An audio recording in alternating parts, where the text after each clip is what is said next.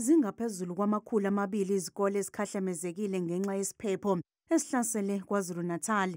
Kwezinye izikole kumenze ukufunda nokufundisa.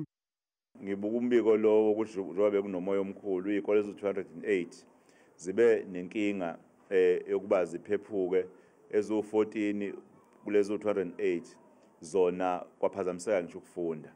Ngase ngithi ke ngiyafuna ukuyibonela mina ngamehlo ngoba sizama ukusiza umnyango wezemfundo ukubhekana nezinkinga ezikhona.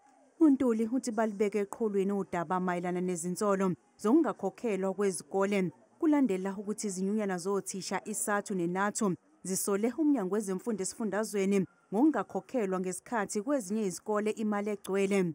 Kusukela ngesonto ledlule lezi zinyunyana zibambe umbhikisho nokuthula emahhovisi omnyango zifuna ukukhokhelwa ngokusheshsha izikole. Lokho kuphazamisa ukufunda nokubhalwa kwezivivinyo kwezinye izikole.